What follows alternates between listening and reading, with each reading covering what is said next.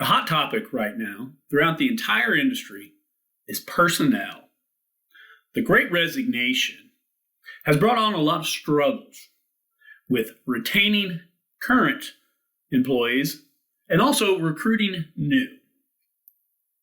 So, on this episode, I connected with Levi Smith, the CEO and president of Franklin Building Supply. This is an organization that employs over 750 people. And we discuss some of the cultural and structural changes they made to their organization a few years ago that have helped insulate them from some of the personnel issues that other businesses and industries are facing right now. I personally took a lot away from this conversation, and I know you'll do the same. As together, we are building the future. This is the Building the Future podcast. I am your host, the lumberjack, Brett Thorne.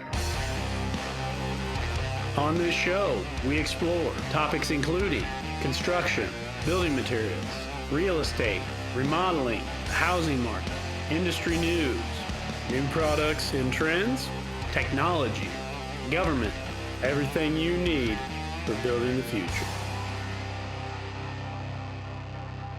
How did you get into this industry? Because I looked at your background, since you talked about that in St. Louis, and I know you spent some time in Texas, and I looked at some of the organizations you've been part of and stuff, and none of them really related to directly the building materials industry. So, kind of walk me through your path to there. So, yeah, I in undergrad, I grew up on a cattle ranch outside of Austin, Texas. So, kind of did the iconic Texan thing growing up, and went away to undergrad at Washington University in St. Louis. Great opportunity to be up there and studied business and philosophy and a little bit of engineering. And then came back to Texas, went to University of Texas School of Law, finished that, got a law license and all that. But knew when I went to law school that I didn't want to practice law as a career. I was more interested in law school as an education. It teaches you a different way of thinking. I was certainly very interested in the subject matter, but also, what a school like University of Texas does in terms of teaching you to what you would kind of describe as issue spotting, being able to look out into the future as much as you can and to identify what the issues are likely to be, whether it's in how you're putting together a will or contract or how you're putting together a piece of legislation. How is this likely to play out? And again, now backing up to, the current time, how would we, change something in this contract, this will, or this piece of legislation to better navigate the future and how we could see this working out. So I think it was helpful in terms of honing that skill set among some others. And after law school, ended up working for going to work for a healthcare company that I led for just under 10 years in Austin. We worked with other healthcare providers across the U.S. And so that was a great business to be in.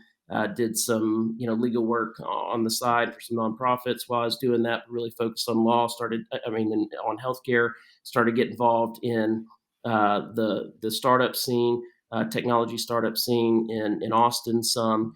And, that was really great, just under 10-year period of really learning to be a leader and honing some skills that at that point were more theory than practice, given, my years in school. And so coming out of that, then had an opportunity to take a little bit of a break and do some consulting and have a little bit more flexibility with my time. But I was interested in getting back to leading a team.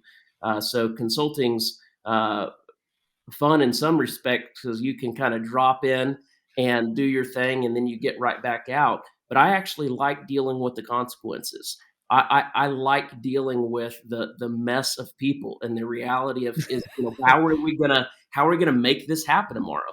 And so I think for me, what I found is I have an aptitude, I guess, for being able to vision cast and kind of articulate what are we capable of? What is our true potential? What's our true north here? And then, the next moment, get down to, well, what are we going to do about it today? What are the practical things we're going to do to help, march towards making that a reality? And so I enjoy sort of oscillating between those two ends of the spectrum. So I was interested in getting back to leading a team. My wife and I, our kids were young. We have 3 children. We're at a point where, we're both native Texans. It's no small deal for a native Texan to consider leaving the motherland. And we'd gotten to a point, though, where we we weren't that interested in raising our kids in what was becoming a really big city in Austin. As far as big Oh cities yeah. go, we loved it then, and we still enjoy going back. But Texas has largely become a collection of very large cities, and so we wanted to get to a smaller community. We wanted to be in a place where the outdoors is more accessible for us. So Texas is 99% privately owned. There's Mhm.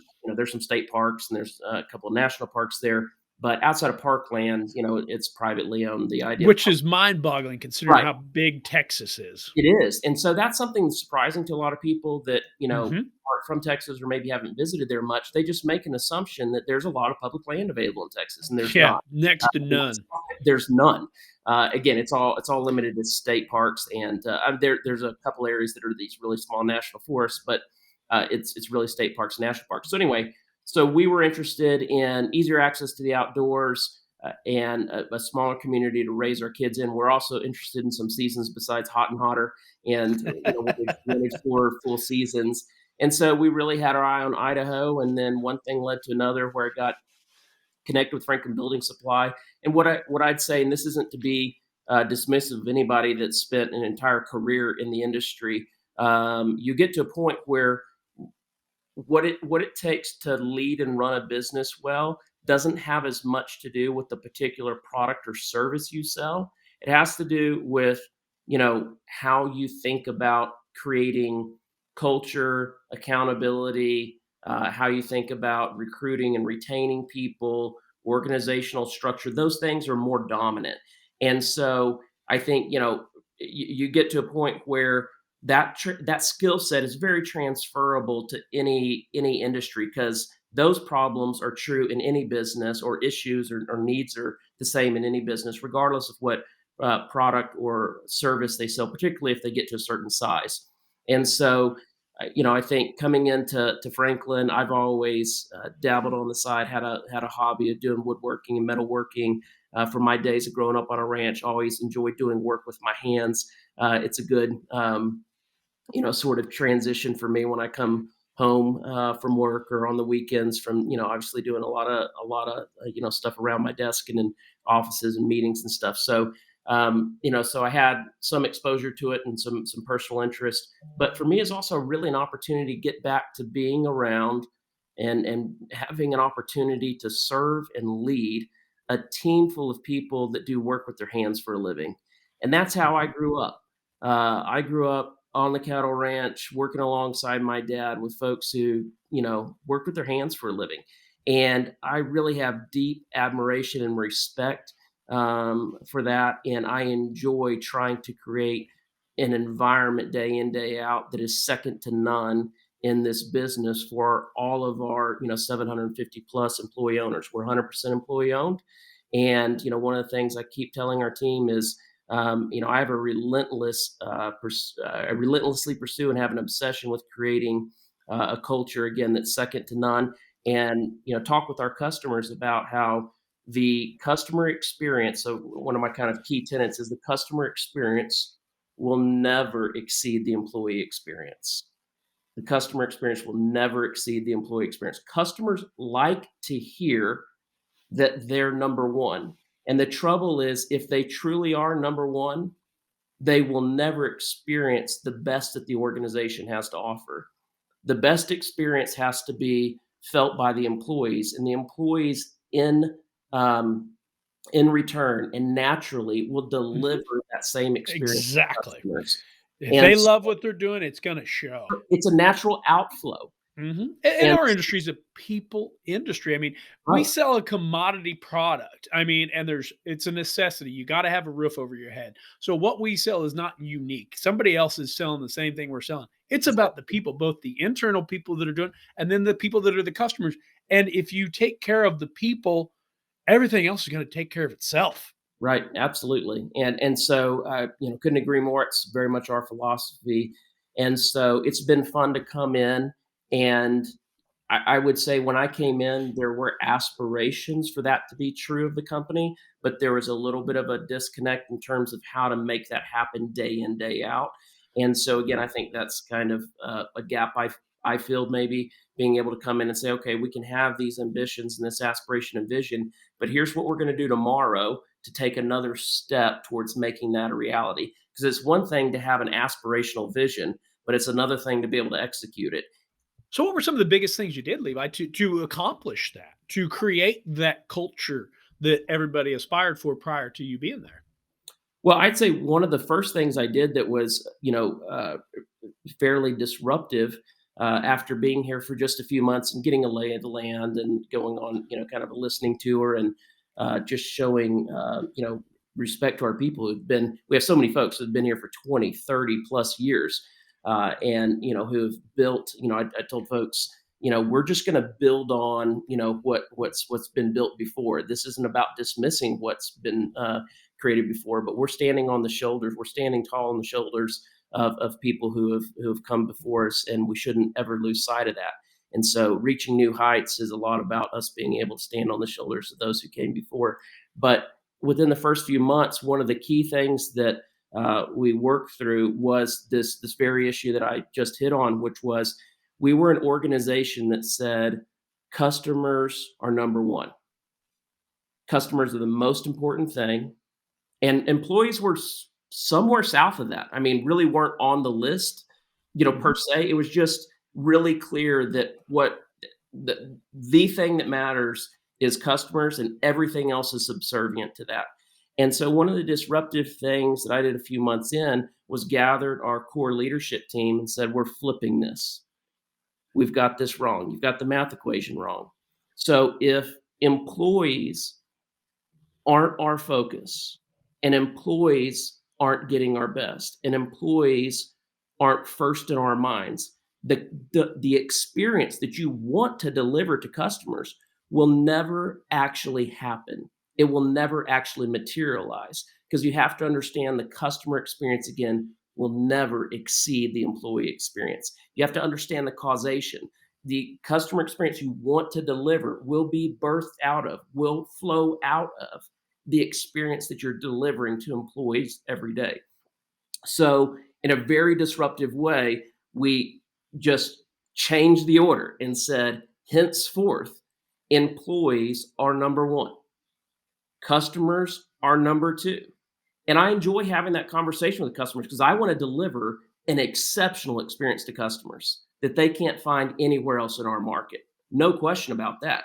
I just enjoy talking to them about how we're actually going to make that happen because most businesses just have an aspiration to deliver an exceptional customer experience. Their employees feel like they're completely subservient to that agenda and don't matter as much and don't get the focus, don't get the attention, don't get the resources. So now all these people you're counting on delivering this number one customer experience, it never materializes. One Sure. of my favorite examples of this, and this is a really simple example, but I was consulting with the bank during that time period that I described. That I was doing some consulting between a healthcare company and coming to Franklin Building Supply, and I was consulting with the bank on I during my consulting time focused on leadership and culture, and so we're working through some things with them. And um, one of the things I did was I walked in the bank one day and poked my head behind the teller's, sort of stand, which is sort of a perilous move in a bank, right? You're like, "What? I'm gonna get shot or handcuffed or something here." Anyway, but I looked behind there. What I wanted to see was kind of what they were seeing as they looked out and interacted with the customer. And what I saw was this, nicely kind of, framed, little note or whatever, and it said, "Remember to smile." Interact with them by their first name, and had a couple things that there's, reminders that they're supposed to do top of mind. And so, seeing that, when I went into the meeting with the executives, what I asked them was, I said, "Hey, I poked my head behind the teller's counter there, and had a couple things that clearly want them to keep top of mind as they're interacting with the customer. And the first was remember to smile, and second was greet them by their first name. So I got one question for you. Every day when you walk into this bank, you're the leader. Do you smile at all your tellers, and do you greet them by name?" And around the table, it was this head down kind of, I mean, maybe every now and then, only my favorite ones, the two people actually know. I mean, that's all the sort of, that's what their facial expressions all said, right? And what I told them was, until you actually deliver that experience to the customer, I mean, to your employees, that experience will never be felt by the customers. It will always be contrived. It will always be forced. You will always have to police people and try to hold them accountable for delivering this. If you get rid of those little plaques and Exactly. And just do it. Yeah. Lead by example. just do the very thing with your employees, It's going to flow work down. with customers, it will flow out whether you want it to or not. Good or bad, it will happen. And so, that's really where we try to focus our energies, is making sure that in big and small ways, our employees are experiencing day in, day out the very things we want our customers to experience. And again, it's not about de emphasizing the importance of the customer, but it's about understanding causation, understanding how this aspirational experience is actually going to materialize. And it's not going to materialize by coming to work every day and telling our employees, guess what? You don't matter as much. Guess what? There's someone that's much more important than you. That doesn't get the best out of them. We start by saying, you're our most important people. You're where our focus is. And what we expect and what we see is that the outflow of that is an even better experience for the customer, an even more consistent experience for the customer. And it's not one that we have to spend as much time policing, chasing, holding people accountable for, tracking, everything else, because it's just genuine and it's a natural outflow of the environment our employees operate in every day. And it sounds like, to kind of rephrase what you said there, you kind of built upon the foundation that was already there in the company. You Absolutely. just kind of continued to build up and build out. So what changes did you actually have to make in order to change? What were the, I hate to say physical, but what were the actual changes that were made to shift that focus to the Sure. So, employees? the example I gave you is an important strategic shift, right? So, Mhm. everybody in the It's in organization, theory, yeah. like, Mhm. I mean, but they need to know what are we what's expected. So I'll give you an example of some things that we or tools that we use. So in a particular department or location, going back to 2016, and we still do this today where we have a need to, is we'll actually map out and list. When I say map out, I mean really just in a table with two columns. We'll list all of the experiences, all of the attributes, all of the things that we want customers to say of us. Okay, so we're easy to work with. We do what we say we're going to do. We're fair. We're honest. We're reliable. We're knowledgeable. You can go down the list, right? There are a bunch of attributes. When we say this is what we want customers to say. So one of the things that we ask ourselves is, based on what we know today, what percentage of this do we think customers would actually say? And in some cases, we've done some research internally or had third parties actually come in and help validate that. But what would they actually say? So we might have 15 attributes, and we kind of say, okay, we would give this a score of kind of 75%, or C right now. They would say some of these things, but none of them very strongly. And a few of these we don't think hardly any of the customers would mention. And then on the other column, what we do is we say, what are the employees in that department, in that location, experiencing every day that will make that desired customer experience actually happen? And it gets really specific when you start to go through that exercise. So, why is an employee going to be honest with the customer? What do they experience day in, day out that shows them that this is our expectation and this is their reality? And so, this is the reality they're going to deliver to the customer. So what you're looking for as you go through that exercise is you're looking to match up every one of those things. And there will be, especially if an organization's never done this before, there'll be a lot of gaps. We're like, I have no idea what our employees experience that sort of would lead them to deliver that. We're just wishing on a, we've got a hope and a prayer here. Yeah, So, I'd say a lot of gaps and maybe a lot of pain points because I bet it'd be hard to admit some of those things of why what we're not providing to right. say, "Yep, we're doing this wrong, and this is exactly what we're doing wrong." I bet that is kind of painful to go through that. It's super painful, but I challenge our team. We've got to be our best, and most constructive critic. We've got to be self-aware enough that we understand where we're doing well and where we're not. And we can't solve problems we don't know about. We can't prioritize things we're not honest about with regard to, where we're strong or where we're falling short as an organization with customers. So that's an example of an exercise where what you're trying to do is actually literally align on a row by row basis the employee and the customer experience. And so then that becomes an area of focus for that department or their location to either, plug that gap where there's no employee experience that they can point to, or it's inadequate. And you're tactically walking through a process and going through a process that, again, is going to get you closer to actually delivering the desired experience to customers. How? Not by putting the desired customer experience on more little placards behind the teller seat Yeah. or on the wall, Smile. right? Yeah. But you're delivering it to employees in a tangible way, day in, day out, so they in turn start to deliver it to customers. So, Mhm. I think it's really important to match up, when you, have a strategy or a vision, again, something that feels kind of, bigger or more directional for the team with a tool or a technique that they can see actually helping them get there. Again, like if you and I said, hey, we want to, get fit, and we've got whatever measurements that we want to use for saying we're fit and able to do all the things we want to do, that in and of itself isn't going to get the job done. You and I can have as many, Mhm. placards and posters we want up that talk about how we want to look or feel, or whatever those measures are for us. But we've got to boil that down to, it means I'm going to exercise 4 days a week. It means I'm going to do this for 20 minutes. It means I'm not going to eat this. I am going to eat that. And in the same way that people intuitively understand, that's how you navigate change, or effectuate change for your body. It's the same basic techniques for an organization. We make it harder than it has to be.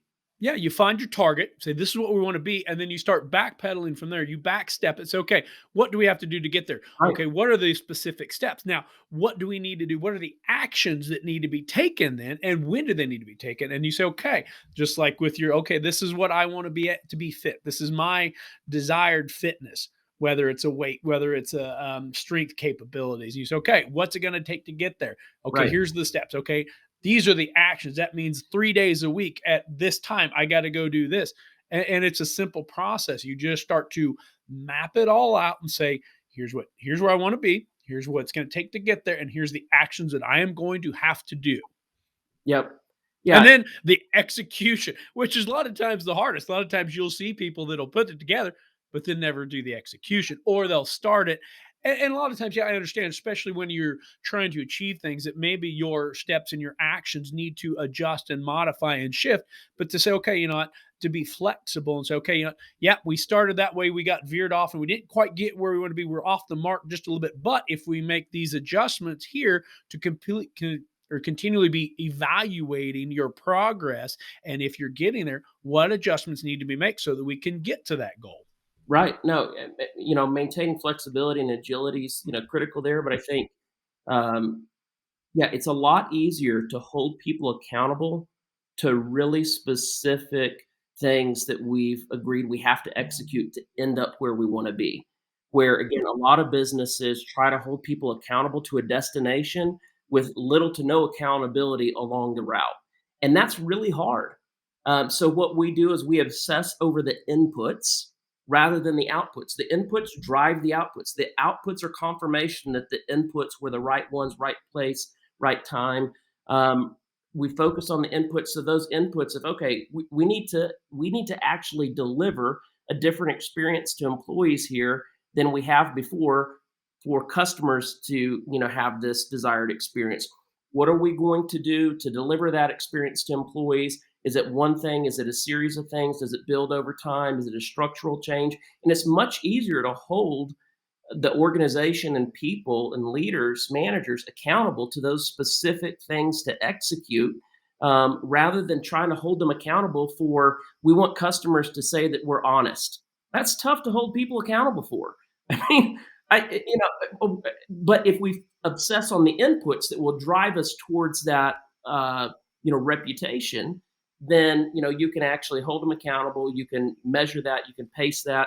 I'd also say with the inputs, I have a high level of comfort with, really, stuff that you would describe as much more subjective. I think in business too, we kind of forget that we're dealing with human beings, and we want everything to be measured. We want everything to be, objective, and we want it to all fit nicely on a spreadsheet.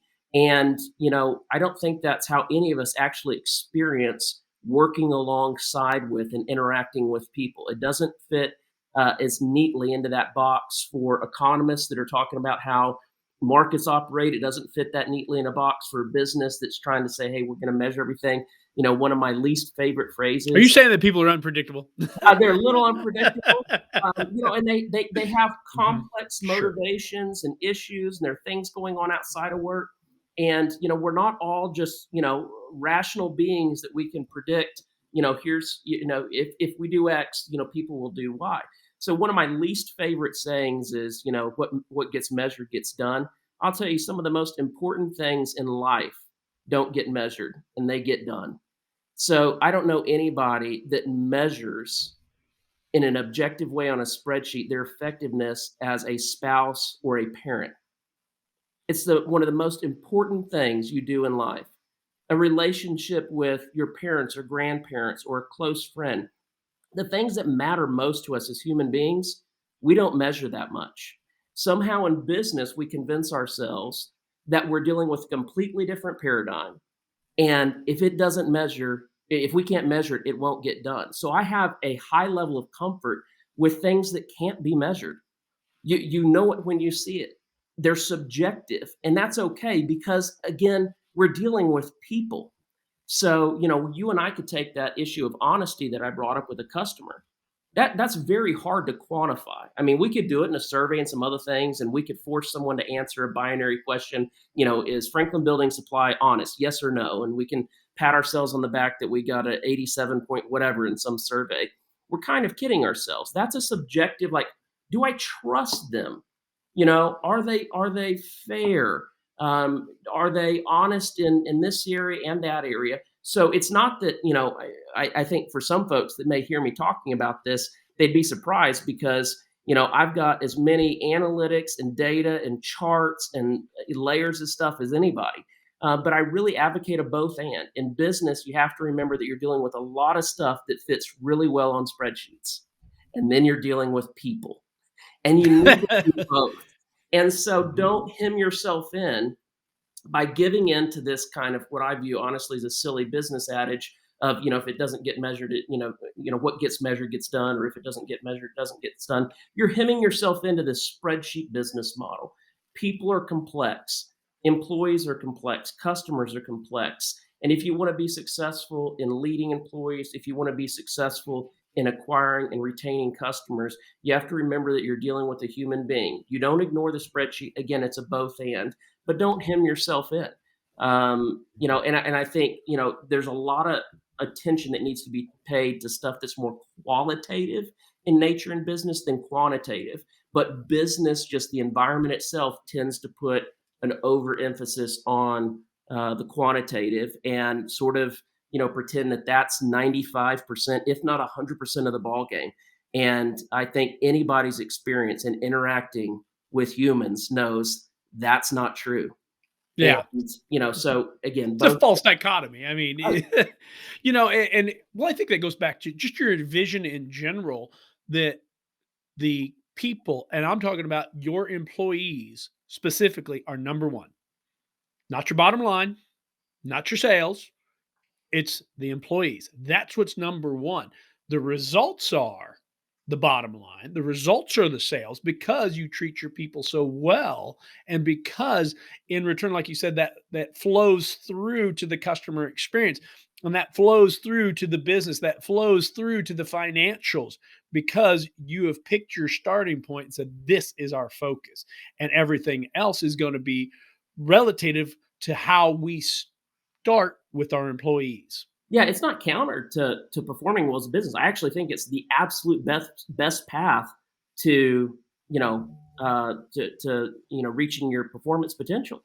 It's just looking at it more holistically, with that both and not giving into the false dichotomy and stuff where you're saying, okay, as a business leader, are you okay getting into the mess of humanity? And I include myself in that.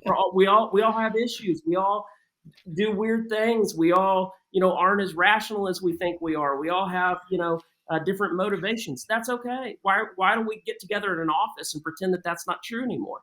It's Yeah. absolutely true. So if you can have a high comfort level with that, and and again take a both and approach, then I think as you focus on these inputs, you focus on creating and delivering, and we've still got room to go. We've not arrived, but as we try to deliver an exceptional employee experience and take the both and approach and focus on the inputs, I absolutely believe with every fiber of my being, it is the best strategy for succeeding, certainly over the long term. And we're in a business that doesn't aspire to be around for years. We're a business that's more than 45 years in now, and we're looking forward to the next 45. So when you have a decade mentality, I think you're saying, okay, what's going to produce the best results over the long term? We're playing the long game, and Yeah. we're excited about that, and I enjoy that work day in day out, being able to to help serve and lead the team in that endeavor. So that's a fun task. So you're employee owned. How long have you been employee owned? So we became employee owned in 2015. We really rolled it out to the organization in 2016. So we've been at this for 6 years now, really, and we're continuing to mature as an employee owned company. We're 100%. It's been an absolute difference maker, I think, during the pandemic in terms of people making decisions about where they're going to stay or where they're interested in working because they see better long-term potential, especially with a lot of the employees that that we're going after and we're attracting, that this may be their first job, or they're looking at the service industry or some other things as opportunities, comparing them against what they can do at Franklin Building Supply.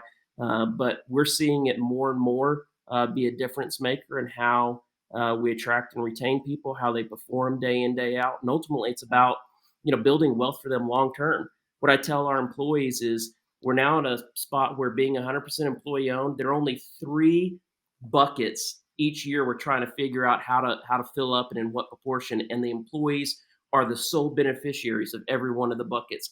We either figure out how we can pay people better, relative to market. We put more money into the retirement vehicle of an ESOP, employee stock Mhm. ownership plan, or we reinvest in the facilities, in the tools, the equipment that they use every day.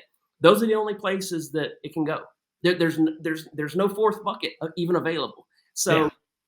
they're the sole beneficiaries in one of those 3 areas of the work that they do day in, day out. They earn their ownership. They don't buy their ownership. They earn it over time.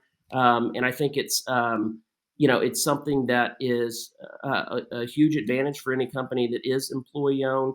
And I certainly advocate even for companies that aren't, like including employees in some form of equity share. I think is so important, and is the right thing to do, not just for those individuals, but for the business. It makes better businesses across the U.S. today. We're just under 50% of businesses have some form of equity share. So outside of like employee ownership, another example would be a 401k model with matching, right? That's a form of, building up wealth for somebody where they're not just making money by, working another hour. The money's starting to work for them. So that's a I think something that's so critical for businesses that are trying to figure out how to perform better, and I think also really do the right thing by their employees. And I would have to think that had to have been a very large component of that vision change, that employees are number one. Absolutely, it certainly was very Mhm. synergistic. So it made all the sense in the world as we were essentially hanging up the under new ownership banner, transitioning from some private owners to Oh, the that's fun. Under new ownership, right. employee ownership. That's Yeah, and it's awesome. kind of like, in some ways, when I came as kind of the under new ownership, under new management kind of banner, and that was a good posture for us to be able to say, okay, what do we need to change? Again, what are we going to do to build on this? When I came on board, we just celebrated 40 years, or we're celebrating 40 years. So, it was, hey, we've got this rich history of 40 years. That is such a blessing for us to be able to build on. How do we go from being a really good organization to being an exceptional organization? And so that's really been the journey that we've been on, and being employee owned has been a critical piece of that. I believe the culture is uh, the most important thing to get right. Yeah. And it boils down to what you accept and what you expect. What do you accept and what do you expect? And your culture is going to drive everything else. And again, in business, I think a lot more business leaders and managers are comfortable trying to solve business problems in a spreadsheet. Yeah. And culture's hard because when you see it, it's a lot harder to measure. It's qualitative in nature than quantitative, right? So, but I think it's the most critical piece. And we all know what culture looks like. We're all part of communities and families. We all know what's accepted and expected in those communities. So, what's your culture in an organization? But that culture will drive where the organization goes, how fast, what direction, with what resistance. It will be the dominant force, and you can throw all kinds of other things at it. But you know um, it's the dominant force, and if you don't get that right and you're not really attentive to that as a leader, then I think you're ignoring the thing that matters most. And you can look at, I think sports teams are an easy example, and maybe sports, are an overused, sort of metaphor on business, but I think it's something that everybody can relate to. So they have their place. And when you look at, one sports team versus the other, and you look at the resources they have, dollars, you look at the facilities, you look at the quality and caliber of players in terms of the stat sheet, we can look at a team and say they should be winning. They should be, hoisting the trophy at the end of the season or every year. And, by and large, when you look at the pattern of sports, whether you're talking about, in grade school or collegiate, or you're talking about, at the professional level, the environment and the culture is the difference maker, and whether that team actually wants to play for one another, whether they have the character to persevere and overcome whatever adversity that they face, whether they're humble enough to ride the bench when they need to and let somebody that's performing better than they are take the field. All of these things are about culture, and it's the difference maker. And it's no different in business. And you can't execute a great business without a great culture. Yeah, well said. You're spot on. And I want to be respectful of your time, Levi. I know you got stuff to do. Um, uh, the ironic thing here, and this is not necessarily on our conversation, but more on the physical being. Um, and I'll make a small assumption here. You're sitting there in Boise, Idaho, and that picture right behind you looks like Busch Stadium from St. Louis, It Missouri. is Am I right? in St. Louis. Okay. So I'm sitting here in Missouri, and that picture right there, that's the Salmon River out of Stanley, Idaho. There you In go. Missouri, Idaho's behind me. You're in Idaho, Missouri's behind you. You got to love the irony of that. Oh, that's fantastic. No, when I fell in love with baseball, and we'll have to go for this, and we can continue a conversation at another time. I'd love to, but Yes. I was there when you had the home run chase, and setting aside the steroids era. It was still fun. And so at that game, when McGuire broke the record and doing it with the Cubs, and Sosa coming in from the outfield to congratulate him, and anyway, that was just an exceptional moment to be monumental life event right there. Yeah. So and my wife wasn't too interested in hanging in her house. So perfect, Levi. Hey, it's been great. Let's reconnect, man. I love this conversation. I think we can go a lot further with this, a lot deeper with this. So we'll reconnect soon. Yeah, likewise. Thank you for your time, and look forward to picking up the conversation again in the future. This is the Building the Future podcast. Thank you for listening. Please subscribe. Please like and share. You can find out more at our website, www.buildingthefuturepodcast.com. Together we are building the future.